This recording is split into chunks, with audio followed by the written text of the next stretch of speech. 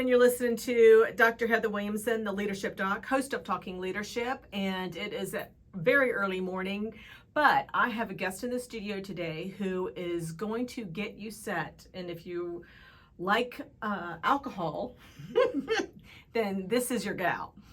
So in the studio today is Michelle Davenport, and she is the owner of Three Crosses Distillery, which is located in Powhatan, Virginia, a small little town where I live in. And I have frequented this place a lot. Michelle doesn't always see me there, but sometimes I'm hiding. But anyway, she is going to share a little bit about the experience of opening up a distillery in Powhatan and all those successes and challenges that come with it. Yeah. So welcome to the show. Thank you. Thank you for having me. Good morning. Good morning. So tell us a little bit about how you got started in the distillery business. Well, funny enough, like all good projects, it always starts in the garage. And I'll preface it with saying it's highly illegal to own or operate a still without a federal license. Yes, it is. Yes, so it is. If anybody's listening, please don't do this. I made the mistake of giving my husband a 1-gallon still. But, did not know that it was illegal to own or operate. You can make essential oils. You cannot make distilled spirits. Right. We did not know that. So that 1-gallon still went to a 5-gallon still that kind of escalated. And next thing you know, we had a larger still. We found out what we were doing was highly illegal, could go to prison for it. My husband had a day job. I had 2 small kids at home that were not distilling with him in the garage. And next thing I tell him, I said, please cut this out or go legal, because when the feds show up, I'm going to go to prison. And because you're the one instigating all of this. Right. I somehow instigated this. So next thing I know, I am on a plane to Kentucky to learn how to run and craft distillery. He kept his day job, and here we are. There you are. Yep. So we've been legally open 4 years now, going on 5 in August. The kids are grown, so all ended up well. Yeah. So they're out of the house, don't have to worry about the the parents being taken away and thrown in jail. And what are you going to do with the kids? If I go to jail now, they're perfectly fine. No, they're old enough to take care of themselves. So if you have not been to Powhatan, you need to go to Powhatan, because this is a little gem that I know when they have the wine festival, you're probably open then. I don't even know if you are or not. But no, because we're at the festival, so we closed that day. But yeah, we're right there in the heart of the village in Powhatan County. And you need to go there because they have great concoctions, as I'm going to refer them. Your specialty drinks that I think are, well, they're marketed based on like your month, like Valentine's. You've got your Valentine's specials with the amazing Valentine's related names. Yes, that's all my bar manager, Justin. He's the guy behind the cocktails and behind all of our menus and all the names on the menus. Yeah, that's my guy, Justin. So, and that's a great marketing plan for you guys. I think because, and they range from the different liquors, so whether it's vodka or bourbon or whiskey, I guess it is, and rum, and then moonshine, vodka, and gin. I knew I was missing one. And your concoctions that you make or that he comes up with are tasty, and I'm amazed about the marketing piece of that because the names that he comes up with. Yes. That's all Justin, though. We have to rein him in sometimes. Yes, right now it's called the Love Menu. It's a little racy, so if you blush easily, it'll be hard for you to order a cocktail. Yes, because I can think of one drink in particular. Yeah, we have a couple that are. And so, but every month you do that. And yes, it's about kind of goes seasonally. We've had everything from the Game of Thrones menu. Yeah, Valentine's there's always a Valentine's menu. We've had like I'm trying to think back. St. Patrick's. We have St. Patrick's, and then we've had 80s themes. It's just there's always a different theme. And the holiday time, Halloween, Christmas. Yes. So I know that when COVID hit, you all had to pivot in what you were doing. Yes. So tell me about that. So we'd opened, I guess, 2018, and then 2020 hit. And right there when the governor said they were shutting down for that 2 weeks to flatten the curve, and a friend reached out and said that she had seen another distillery was turning their alcohol into hand sanitizer. And we're like, oh, we can easily do that. And we looked, and the World Health Organization gave us the recipe that we could use. And we had the stuff that's the first part of distillation. It's the very first part, comes off the still, about 190 proof, called 4 shots. It will kill you if you drink it. Right. But it will kill any cootie out there. And we had about 10 gallons of 4 shots that we used to sanitize the distillery, and we made them into hand sanitizer. And a gal who now actually works for us happened to reach out to a news channel, and we just got inundated. That's where I know you guys from. Yeah, that's us. And that 10 gallons didn't last but like a hot second. Yeah, I remember it went out fast. Yes, went out fast, and we started donating it to first responders.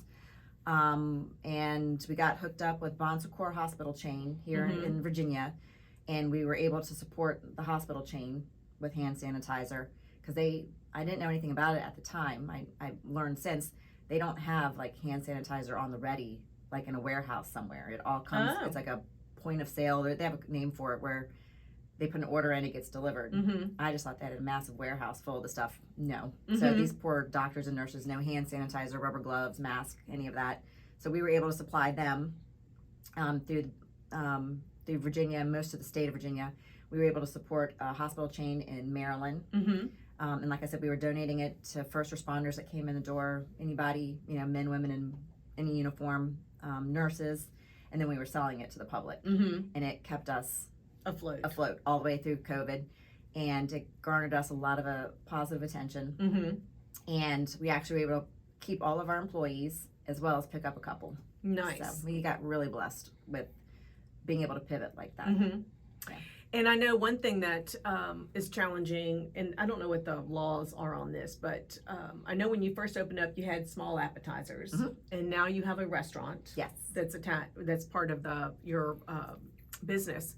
So tell me a little bit about when you were trying to open up a distillery. What are those things that you have to be aware of, or that you found out?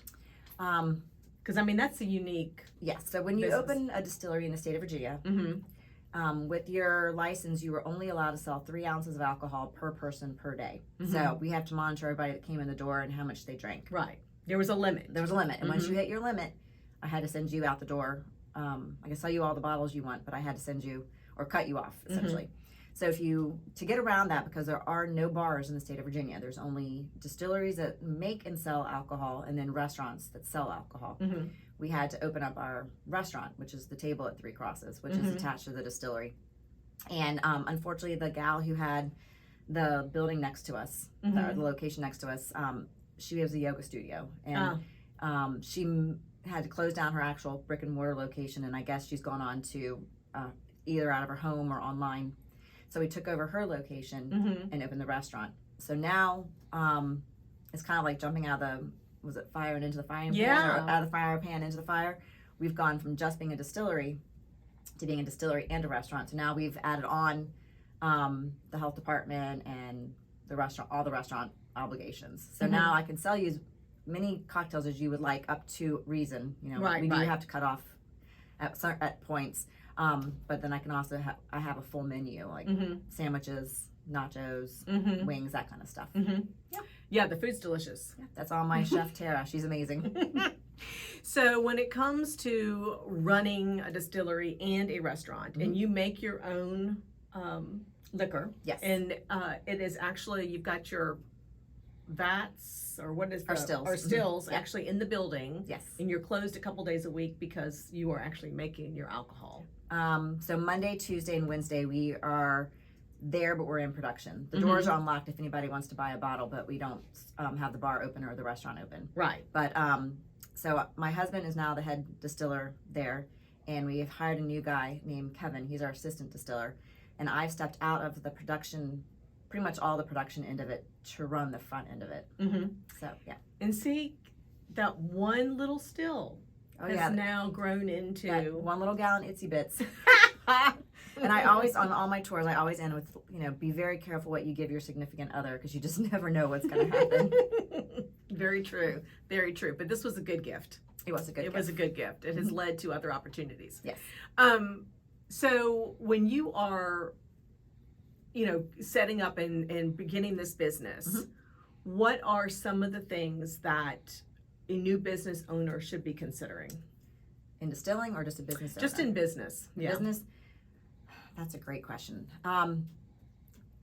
It's one of those things that you just were like, oh, I never thought about that. Well, I can remember from the very moment when John's said, we're going to open a distillery. And I was like, who just opens a distillery? We don't know what we're doing.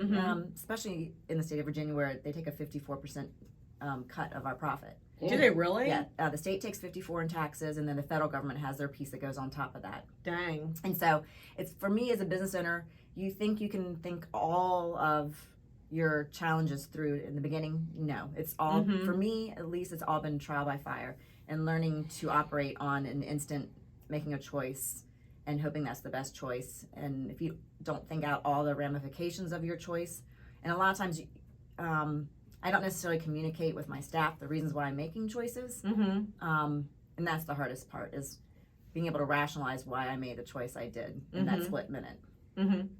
So obviously you're in a service-related industry. Yes. And a lot of businesses I know are struggling with finding help in a service-related business. Yes.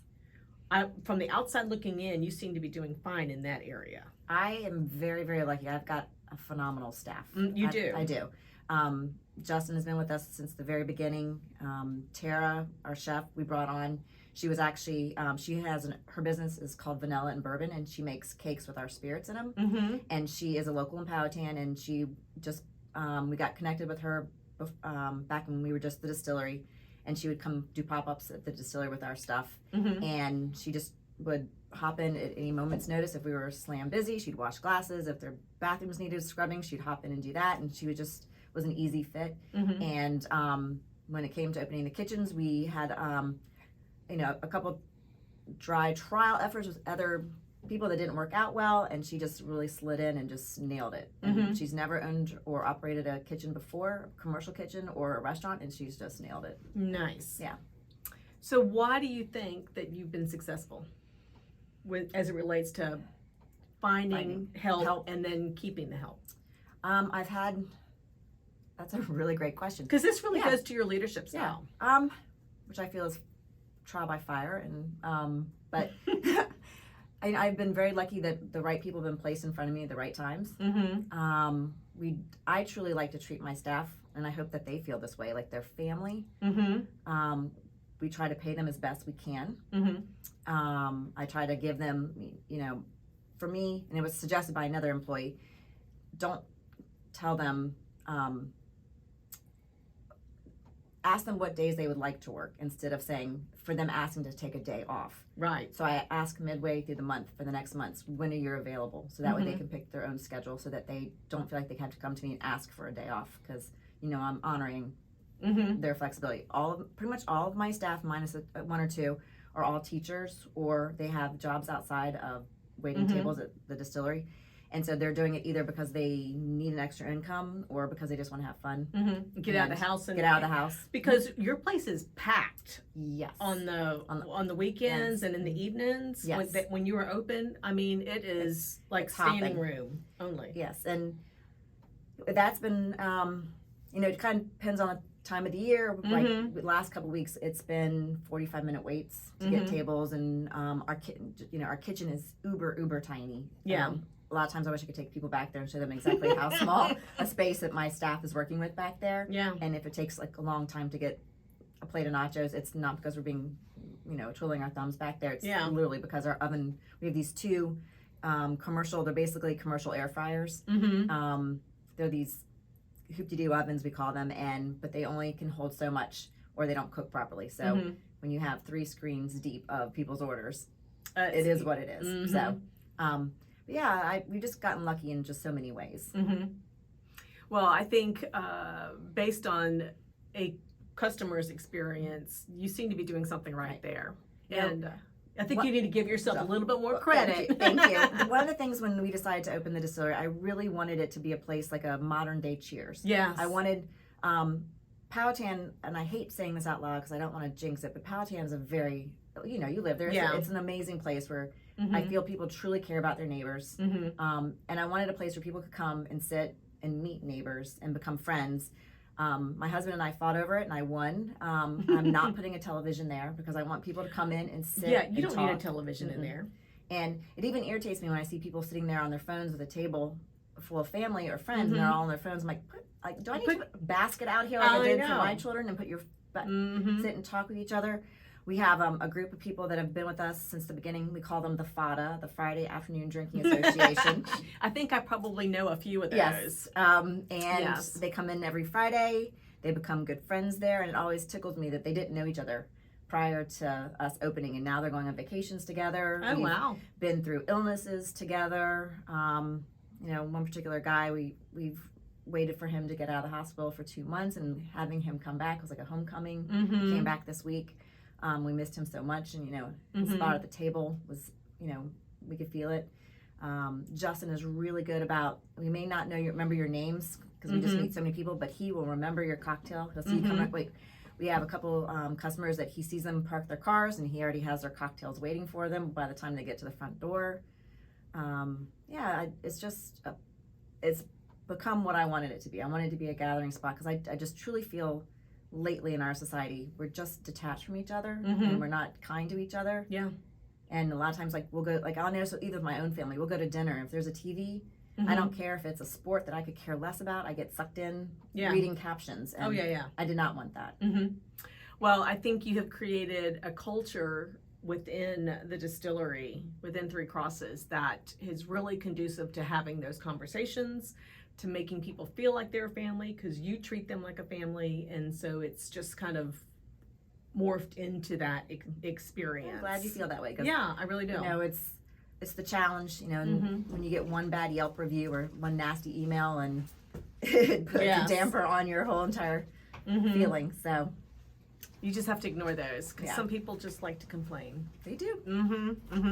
So I know that you have a mission of giving back to the community, and I know I sit on the board for the Powhatan Crime Solvers, and you were generous enough to allow Powhatan Crime Solvers to be a benefactor for a night of sales, partial sales.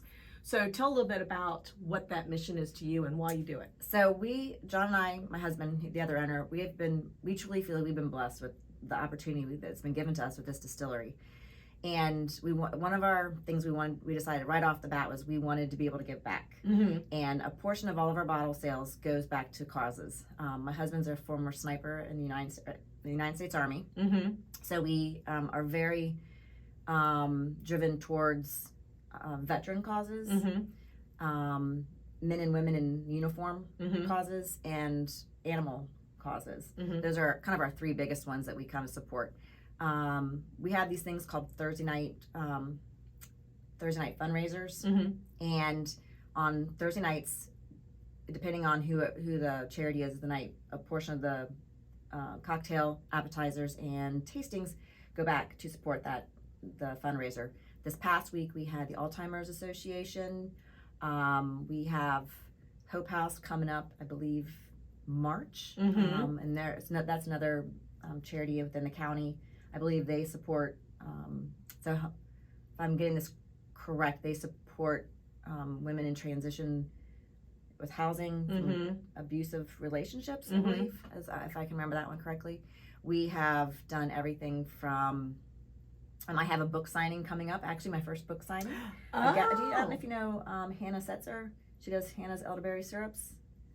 No. She's a local Powhatan gal. She wrote a book. She has a disability, and her book is called I'll Pray For You, and Other Outrageous Things People Say to Disabled People.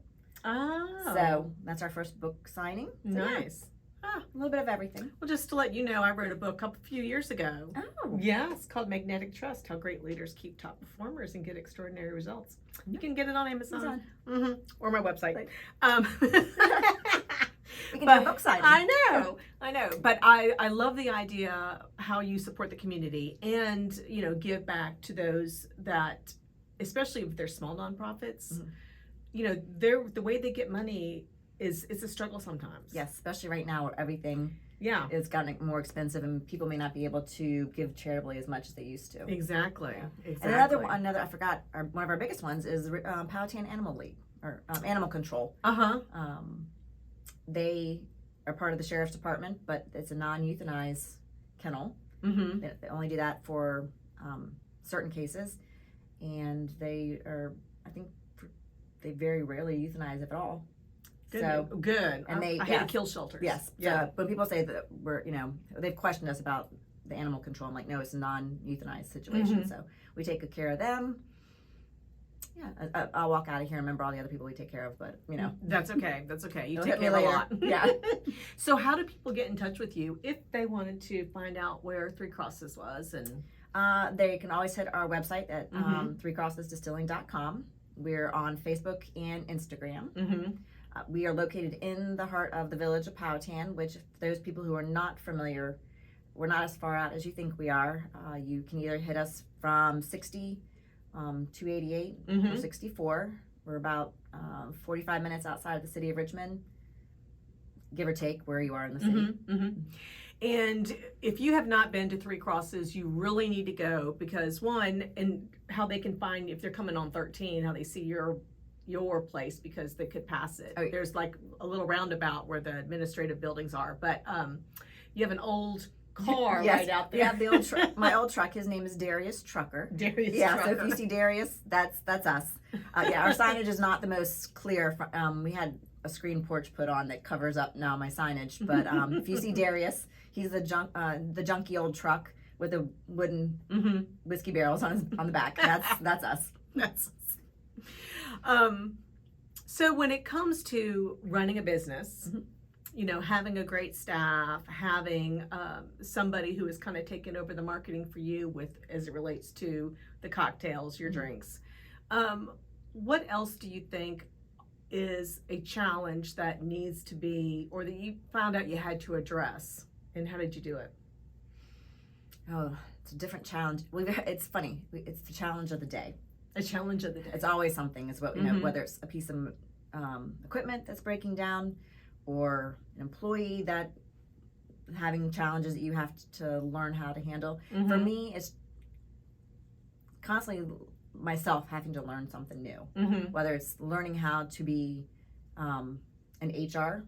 Mhm. I've never done HR before, but having to learn how to be HR on the fly, how to be a plumber on the fly. Mhm. As a business owner, you're Yeah. you're everything. Yeah, you are.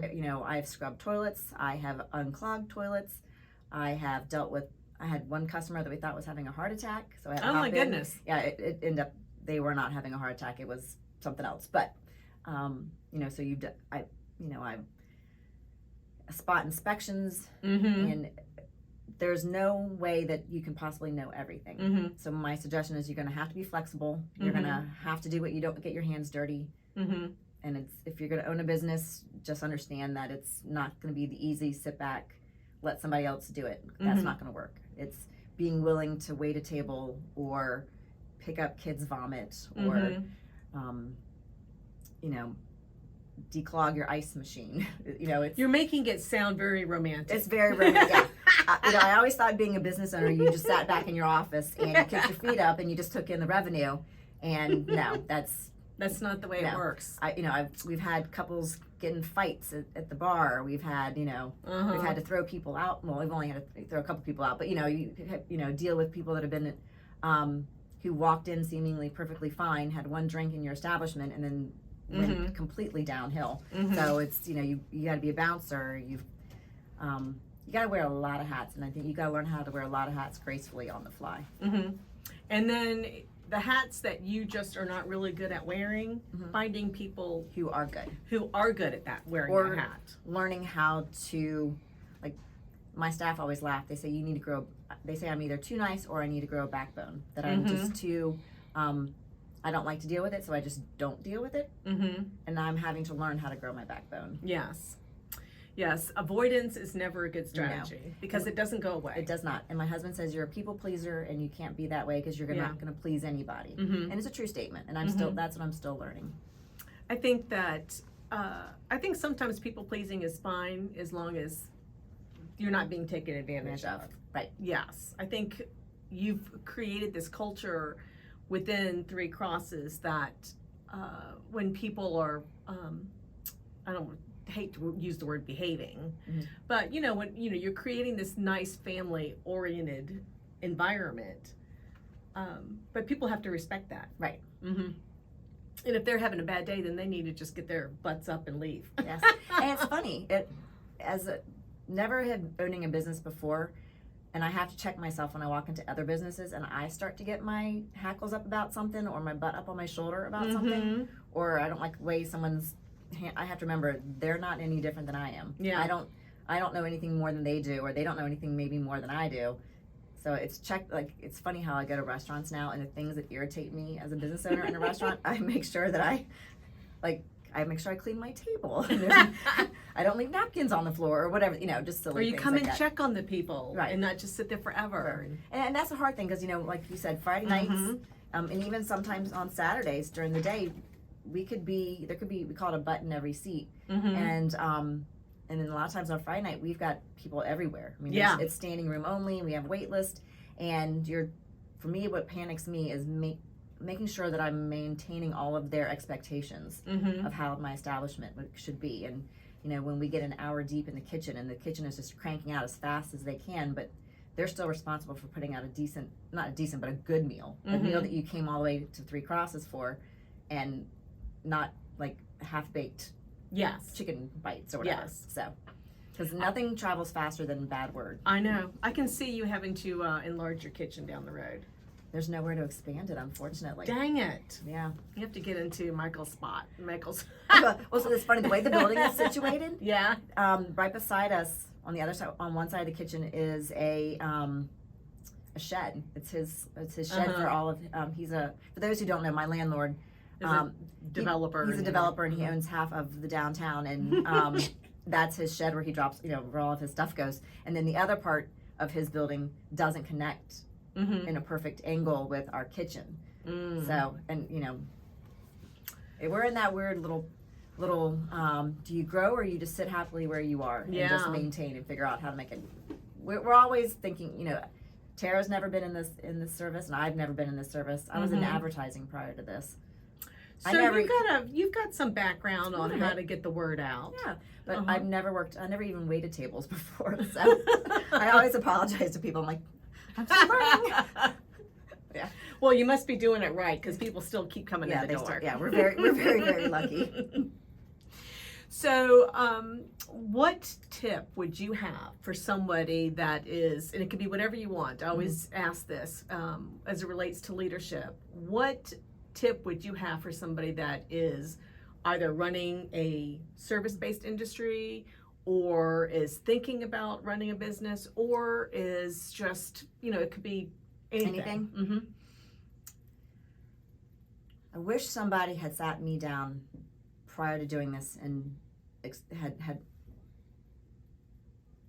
given me pointers on what I was supposed to be doing. Although I say you're only going to learn for myself trial by fire. So always be willing to adapt, to change, and to take criticism, because that is the only way that you're going to grow. And as painful as it's going to be, like telling me I need to grow a backbone and then actually learning how to grow my backbone, that's what I'm still working. I still struggle, but that's what I'm focusing on. Is I've got to learn how to adapt, or none of my staff is going to be happy. Just have a smile on it when you get that backbone. Yeah. Put a smile on your face. You might have a twinkly eye where you're twitching, and as long as you look like you're having fun, right? Yeah, exactly. So how do people get in touch with you again, Michelle? They can find us through Facebook or Instagram. They can find us at the distillery or on our website, threecrossesdistilling.com. You can find us. Our location is in the village of Powhatan, and also our whiskey is on shelves in ABC, because what it boils down to, it's our spirits are our number one priority with growing the business, because that is a footprint that can continuously grow, where we're kind of in a limited growth footprint at the distillery, but you can always find our spirits in the ABC stores or at our distillery. Right now, Three Crosses American Whiskey is on the shelves, and in April, our Noble Hound Dark Rye will be on the shelves at ABC. They just picked that up. Congratulations. So we are expanding. Yes, Yep. you are. Exciting. Awesome. Well, that's going to do it for us today, and I want to thank you for being my guest on Talking Leadership. Thank you for having me. Yeah. So you can find us on ESPN 106.1 FM. And have a great week. But if you are looking to improve your leadership skills, then please check out my website at transformationgroupllc.com. And I will talk to you later. Bye. In this video, these leadership tips and strategies are sponsored by my company, Transformation Group. And in my company, I work with leaders just like you through individual leadership coaching sessions. And in these 1-hour sessions, we talk about strategies to help you develop the skills to overcome performance challenges. Whether that involves learning how to hold your employees accountable, delegating and empowering employees more effectively, spending time on tasks that really matter to your business, or communicating expectations consistently, or even better, lowering your stress. If this sounds like something you might be interested in, then there's an email address below in the description box of this video. So send me an email and we can then discuss if I'm the right fit for you. Until the next video, have a great day.